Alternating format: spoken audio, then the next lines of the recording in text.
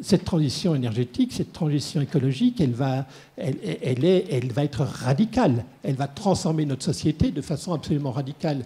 Il n'existe pas dans l'histoire de l'humanité de transition de cette intensité-là à un temps aussi bref que celui-là, qui ne se fasse pas par une transformation des signaux prix, par une transformation des prix. Regardez par exemple Gutenberg, quand Gutenberg invente la machine à imprimer, le prix du livre est divisé par un facteur 300.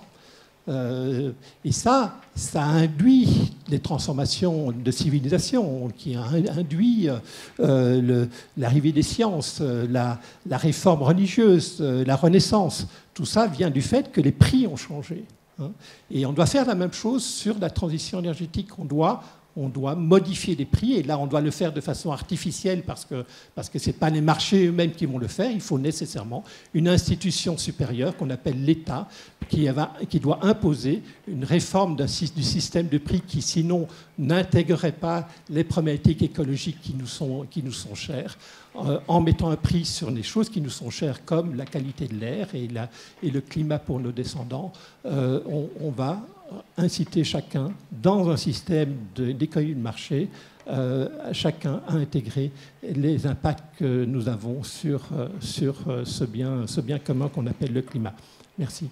Je voudrais revenir à quelques points qui ont été évoqués juste avant sur la vertu du signal prix. Avec mon associé et complice Alain Grandjean, on a écrit il y a maintenant 15 ans, un peu plus de 15 ans, un livre qui s'appelait Le plein s'il vous plaît et qui était une déclaration d'amour à la taxe carbone. Donc j'ai été pendant un moment très convaincu du fait que c'était une très bonne idée. Et la raison pour laquelle j'en suis revenu maintenant, il y en a plusieurs en fait. Alors je continue à penser que dans un certain nombre de secteurs, dans un certain nombre d'applications, c'est une très bonne idée. Et je vais dire tout de suite où je pense que c'est une très bonne idée. Je pense que c'est une très bonne idée dans l'industrie. Parce que dans l'industrie, quand vous dites à un industriel, voilà comment va évoluer le prix du carbone dans les 20 ans qui viennent, il embauche une armée de consultants de chez Carbone 4, ou de chez McKinsey s'il est mal luné. Non. Donc il embauche une armée de consultants, il leur fait maltraiter un tableur Excel dans tous les sens, et il sait qu'il va commencer, il va mettre son service R&D sur les alternatives, et il sait qu'à très exactement 142,5 € la tonne de CO2, il a intérêt à basculer d'un procédé A sur un procédé B. Donc là, ça marche vachement bien. Je vais prendre un exemple où ça a très bien marché, c'est le basculement du charbon sur le gaz dans la production électrique anglaise. Ça a extrêmement bien fonctionné parce que les électriciens concernés étaient dans les catégories que je viens d'évoquer. Moyens économiques de gérer l'anticipation et les moyens humains de gérer l'anticipation, et existence d'une alternative qui est à l'échelle. Voilà. Mais si vous appliquez ça aux ménages, les ménages, ils n'ont aucune capacité d'anticipation. Ils sont infoutus d'embaucher un consultant pour manipuler un tableur Excel et ils ne savent absolument pas où ils seront dans 10 ans ou dans 15 ans. C'est pas comme ça qu'ils envisagent l'avenir, donc ça ne marche pas bien. La deuxième raison pour laquelle j'ai des réserves, c'est que l'État, il est shooté à la taxe. Il a besoin des taxes pour assurer ses recettes. Or, la taxe carbone, elle ne peut par construction qu'être affectée à des assiettes qu'elle a vocation à faire disparaître. D'accord ? La taxe carbone est un impôt dissuasif, donc il a vocation à faire disparaître l'assiette sur laquelle il est assis. Ce qui veut dire que le produit de la taxe ne peut être affecté qu'à des mesures qui permettent de décarboner l'économie, et le jour où l'économie est décarbonée, il n'y a plus la taxe, mais il n'y a plus besoin de financer des mesures. Alors, ce n'est pas du tout comme ça que ça fonctionne aujourd'hui. On a plutôt tendance à faire de la taxe carbone un impôt de rendement, ce qui, à ce moment, c'est l'exact inverse. On rend l'État prisonnier de la drogue. La troisième chose, c'est que la taxe ignore la dimension temps. C'est-à-dire que quand vous dites on monte le prix du gaz, puis le jour où le prix du gaz est suffisamment élevé, les gens vont commander une pompe à chaleur, bah ouais, enfin, sauf qu'il faut qu'il y ait des gens formés. À ce moment, il faut qu'il y ait l'ouvrier marginal formé pour installer la pompe à chaleur, il faut qu'il y ait la pompe à chaleur marginale dans les stocks du plombier, et ça ne marche pas comme ça l'économie en fait, l'économie pratique, telle qu'on la constate. Ça fait, Hollande, je me rappelle très bien en 2012, il avait dit on va rénover 1 million de logements par an. On les attend toujours. On les attend toujours parce que les braves petits Français blancs qui sont dans cette salle, ils ont envie de faire de l'économie et pas de la maçonnerie, et pas de la plomberie, et pas de l'électricité. Voilà. Et ça, c'est pas un problème de taxe carbone. C'est un problème de schémas mentaux, c'est un problème de... Je me mets dedans, hein, je veux pas du tout une agression contre les gens qui sont dans l'amphi. Donc, les schémas mentaux... Donc la taxe carbone, elle règle pas ce problème d'apparition des compétences. Elle ne le règle pas du tout. Je finis. Donc, voilà. Donc, il y a des cas de figure dans lesquels c'est un bon outil mais c'est détouré. Il y a des cas de figure dans lesquels c'est un bon complément à une planification d'ensemble, par exemple pour éviter des effets rebonds. Mais si vous cherchez à en faire un instrument principal, ça rate un certain nombre de cases à cocher. Dernier point, la taxe carbone. Si un jour un multimilliardaire est prêt à payer plus cher l'agrocarburant pour remplir son jet privé que l'Indien pour manger, c'est le milliardaire qui gagne. Est-ce que c'est vraiment le monde dans lequel on veut vivre? C'est pas sûr. Donc voilà, donc il y a quand même un certain nombre d'effets de bord, et encore une fois, c'est un ancien amoureux transi de la taxe carbone qui vous le dit. Donc je pense aussi qu'il y a une vertu au signal prix, mais c'est une vertu qui doit être très largement encadrée par des mécanismes qui le dépassent. Alors, quand j'ai dit tout à l'heure que si j'avais la solution à comment est-ce qu'on accepte de ne plus mettre dans nos éléments de statut des grosses possessions matérielles, je serais un homme heureux, en fait, c'est normal, à mon grand âge, il y a des trucs que j'oublie. J'ai quand même oublié un petit motif d'espoir dans cette histoire, c'est que certes, nous aimons les possessions matérielles, mais il y a un autre truc que nous adorons, c'est les certitudes. On aime bien l'avenir prévisible, parce que ça aussi, ça nous renvoie à l'époque où l'avenir prévisible, c'était savoir que la proie passait toujours au même endroit et donc on aurait à manger, savoir qu'on allait retrouver la grotte là où on l'avait laissée, etc. Donc on aime quand même bien, là on a tous quand même énormément d'habitudes. Il n'y a pas beaucoup de gens dans cette salle, sauf les SDF éventuels qui seraient rentrés, qui ont l'habitude d'aller au hasard dormir le soir. D'habitude, on a nos habitudes. Voilà. Donc on aime bien les habitudes.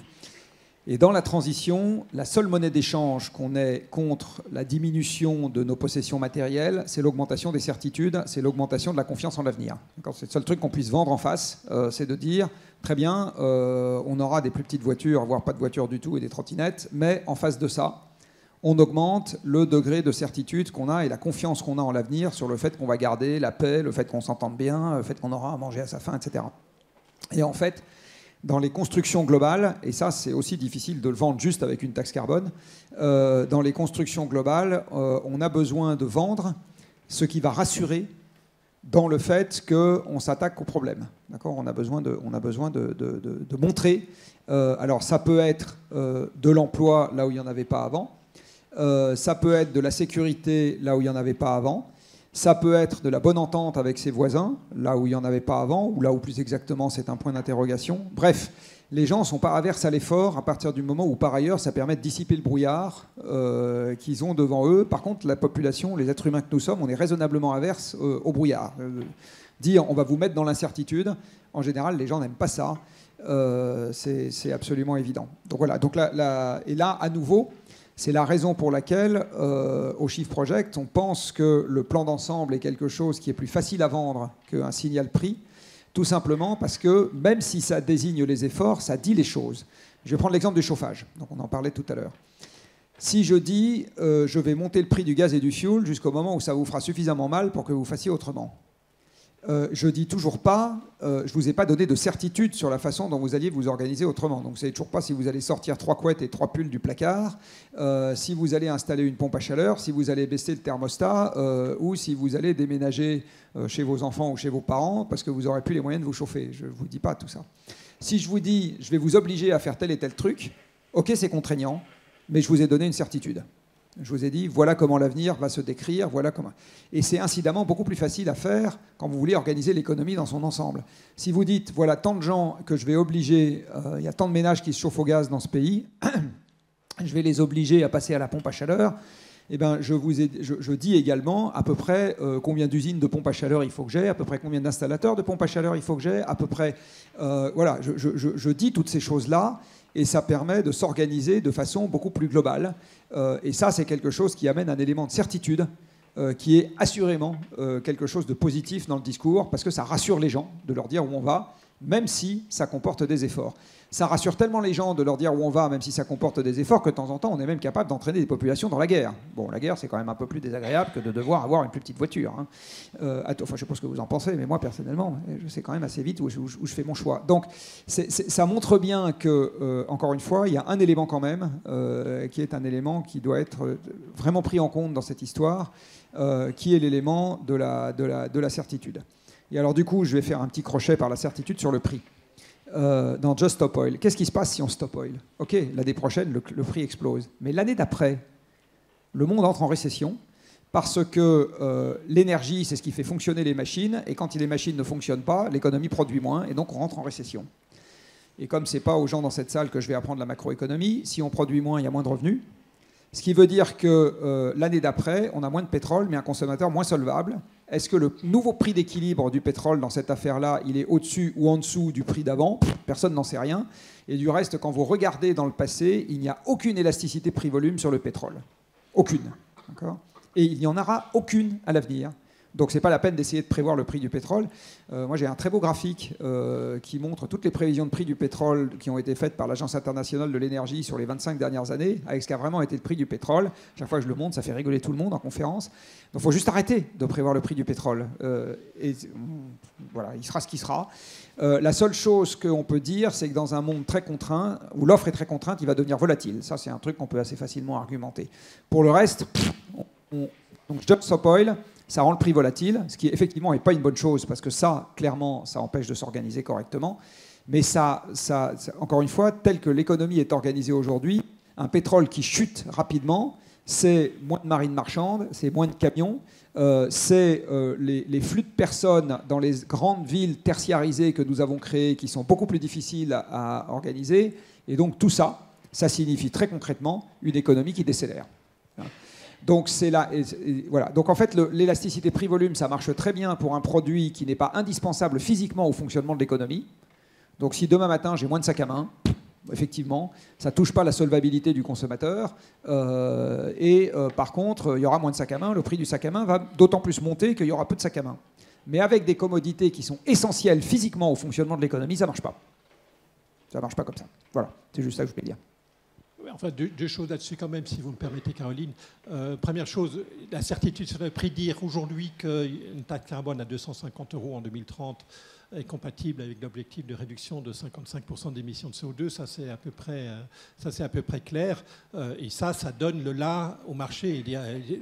C'est complètement clair que plein d'entreprises, sachant que le prix sera de 250 € la tonne de CO2 dans 7 ans maintenant, dans moins de 7 ans, je peux vous assurer que si on était crédible, si la politique était crédible là-dessus, je suis d'accord que c'est un gros si, parce que la loi de finances est annuelle. Effectivement. Mais ça, à nouveau, mais c'est aussi une problématique pour la planification. Qui peut dire si ce à quoi la SNBC a décrit les choses pour les 30 prochaines années sera effectivement réalisé? La planification, c'est pas que ça. La planification, c'est les documents d'urbanisme, c'est les constructions d'infrastructures, c'est la construction du système électrique, c'est tout ça. C'est l'organisation du système scolaire, par exemple. Tout ça, ça relève de la planification. Et historiquement, on a quand même su projeter ce genre de choses à des échéances plus longues que l'année, beaucoup plus facilement que les sujets fiscaux.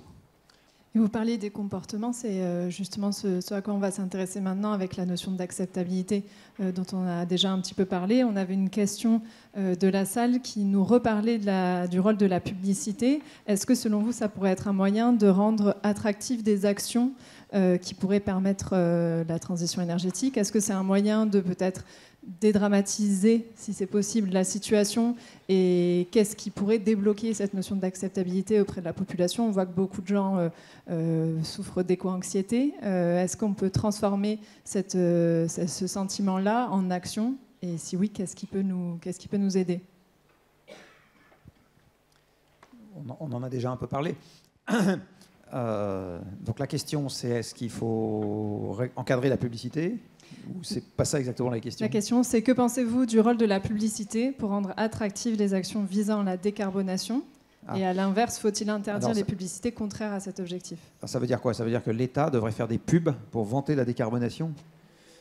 Exactement comme il a fait des campagnes anti-tabac. Nicolas dans la salle veut nous le dire. Mais... Alors aujourd'hui, il faut bien voir que la publicité, alors là pour le coup, elle relève d'un système marchand. C'est-à-dire que vous avez des espaces publicitaires qui sont disponibles et puis il y a des acteurs qui les achètent, y compris l'État quand il fait une campagne anti-tabac ou anti ce qu'on veut, ou pro ce qu'on veut. Voilà.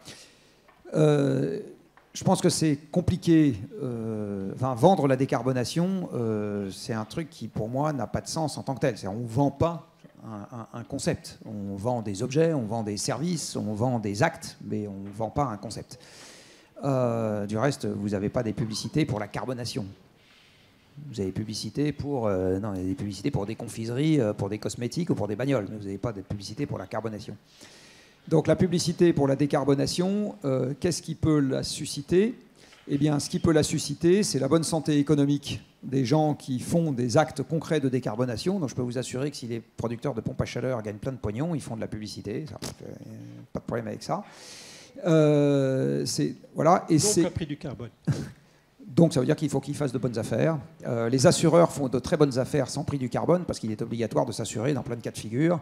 On n'a jamais dit on va mettre un prix à la vie humaine et en fonction du prix à la vie humaine, les gens décideront s'ils vont s'assurer ou pas quand ils ont une voiture. Non, non, on a dit l'assurance auto est obligatoire.